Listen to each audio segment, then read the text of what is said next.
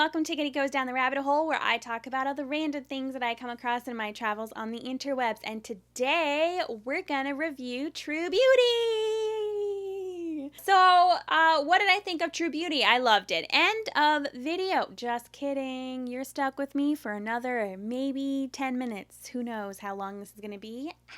Now, I am not one of those people that judges something based off of the adaptation of the source material. To me, they are separate. You can do different things in a written format than you can in a visual format. The things I like might not be the same things you like. The things I felt added to the story you might not have enjoyed because you were looking for like a more faithful adaptation of the webtoon. That is totally valid and totally fine. I just wanted to get that out of the way because sometimes, people get very attached to something they really love, and when an adaptation or someone comes along and does something based off of that thing, it hits you very personally because you identify or you relate to characters in there. So, this is just my opinion. So, initial thoughts. I was not expecting it to go as dark as it did. Although the webtoon does tackle a lot of serious topics and a lot of heavy subjects, seeing it in live action is very different than reading it.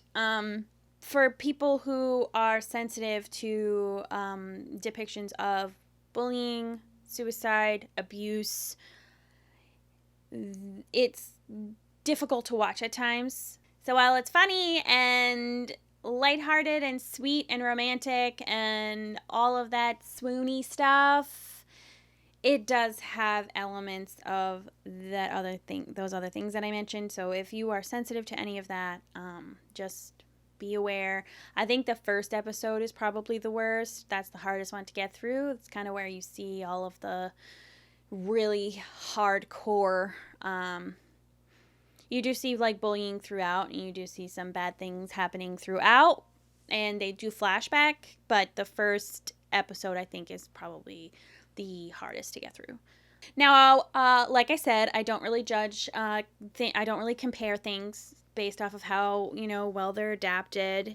Sometimes things work better visually or in a show format, where you have limited episodes, things like that. They definitely veered off, but for the most part, they kept to the characters, and it was really fun to watch the characters come to life, especially the three leads. I think they were fantastic. They're so well cast, in my opinion. I think they did a great job.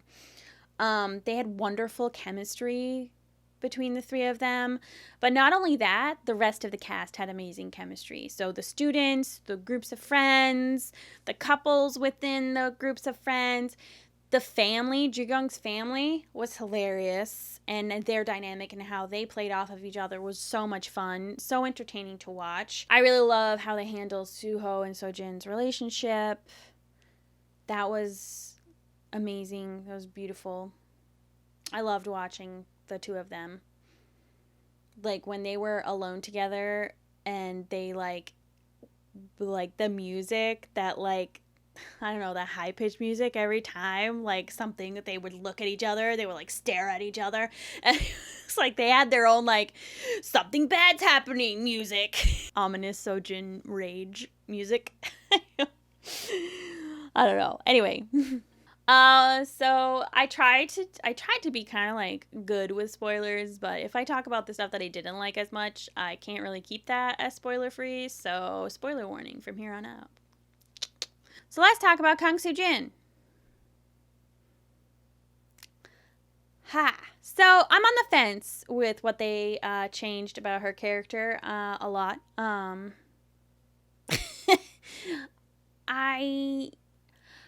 I think it added to the story of the K-drama. It's just strange that they get completely changed a person. Like, none of the other characters really changed that much, but they changed hers.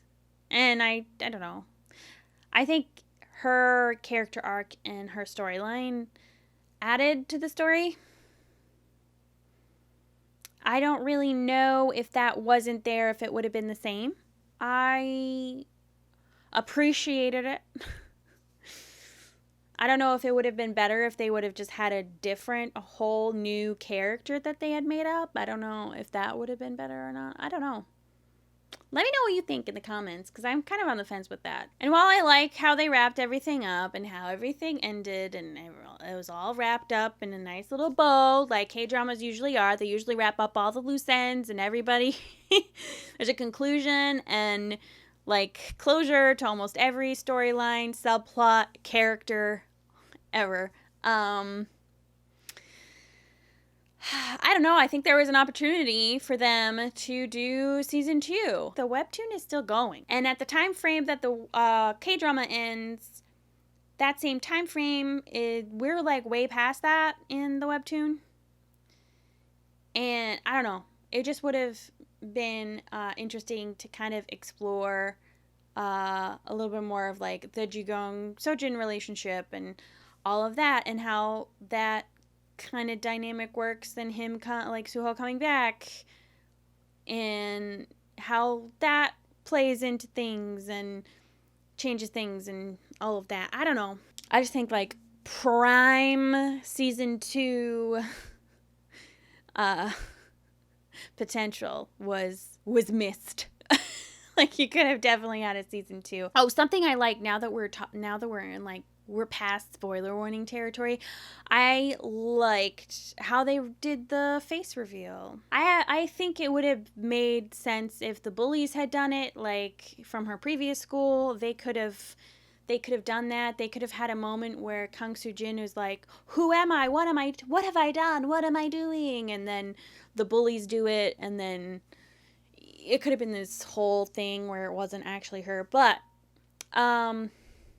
how it was revealed and how it gets resolved quite quickly afterwards. And the mother's reaction was gut-wrenching. The mother's reaction to it, not realizing that what her daughter had been going through for this whole time, and then realizing and then understanding what role she played in her daughter's pain and trauma. Oh, so good. So yeah, overall, loved it. And I highly recommend it. I adore this story. I adore the characters. I love the webtoon so much. And seeing it in live action, I love them just as much, if not more.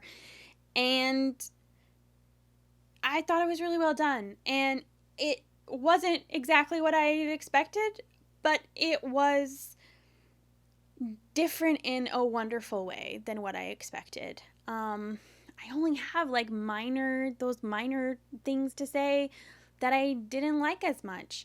And I'm even on the fence with those. So I think that says a lot about the quality. I liked it.